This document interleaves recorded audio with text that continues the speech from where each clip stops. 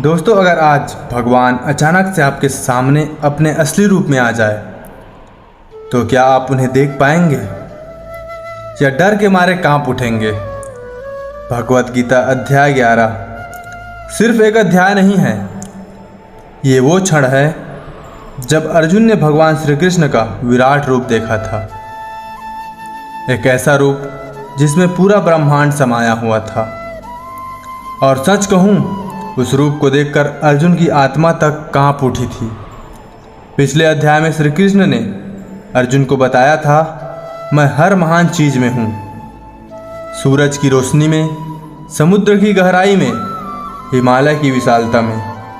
लेकिन अब अर्जुन सिर्फ सुनना नहीं चाहता, वो भगवान को उनके असली रूप में देखना चाहता है। हेलो दोस्तों, मैं हूँ भानु प्रताप और आप देख रहे हैं BS मोटिवेशन। और आज आप सुनने वाले हैं गीता का सबसे रहस्यमयी, सबसे डरावना और सबसे पावरफुल अध्याय, विराट रूप दर्शन योग।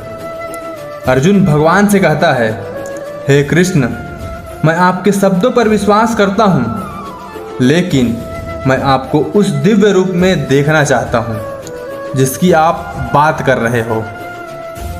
सोचिए, अर्जुन सिर्फ भगवान को महसूस नहीं करना चाहता, वो उन्हें देखना चाहता है। लेकिन दोस्तों, क्या इंसान सच में भगवान का असली रूप देखने की ताकत रखता है? श्री कृष्ण मुस्कुराते हैं और कहते हैं, तुम मुझे अपनी साधारण आंखों से नहीं देख सकते, इसीलिए मैं तुम्हें दिव्य दृष्टि देता हूँ। और इसके बाद जो अर्जुन ने देखा उसे शब्दों में समझना लगभग नामुमकिन है।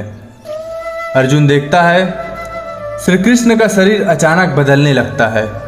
उनके अंदर अनगिनत चेहरे दिखाई देने लगते हैं, हजारों आंखें, हजारों हाथ, अनंत प्रकाश। ऐसा लग रहा था जैसे पूरा ब्रह्मांड एक ही जगह इकट्ठा हो गया है। सूरज, चांद, सितारे, देवता, ऋषि, सब कुछ भगवान के उस विराट रूप में दिखाई दे रहा था। और अर्जुन बस कांपता हुआ देख रहा था। ध्यान से सुनो दोस्तों, अर्जुन सिर्फ सुंदरता नहीं देख रहा था, वो समय को देख रहा था, मृत्यु को देख रहा था, पूरी सृष्टि की शक्ति को देख रहा था। वो देखता है अनगिनत योद्धा भगवान के मुख में प्रवेश कर रहे हैं और फिर वो नष्ट हो रहे हैं। सोचिए, अगर आपके सामने समय खुद खड़ा हो जाए तो क्या आप शांत रह पाएंगे? और फिर श्री कृष्ण वो शब्द कहते हैं जो इतिहास के सबसे पावरफुल शब्दों में गिने जाते हैं। वो कहते हैं, मैं काल हूँ, दुनिया का विनाश करने वाला। ये सुनते ही अर्जुन पूरी तरह कांप उठता है। लेकिन दोस्तों, भगवान अर्जुन को डराना नहीं चाहते थे। सच्चाई क्या है कि इस दुनिया में कुछ भी हमेशा रहने वाला नहीं है। जिस चीज़ पर इंसान इतना घमंड करता है, एक दिन समय उसे खत्म कर देता है। आज इंसान पैसे पर घमंड करता है, ताकत पर घमंड करता है, सुंदरता पर घमंड करता है, लेकिन अध्याय 11 कहता है, समय के सामने सब छोटा है। अब अर्जुन भगवान को देखकर डर चुका था। वो कांपते हुए कहता है, हे कृष्ण, मैं आपकी शक्ति को देखकर भयभीत हूँ। और पहली बार अर्जुन समझता है कि कृष्ण सिर्फ उसका मित्र नहीं है, वो पूरी सृष्टि की शक्ति है। सच्चाई यह है दोस्तों, इंसान भगवान को अपनी सोच के हिसाब से समझना चाहता है।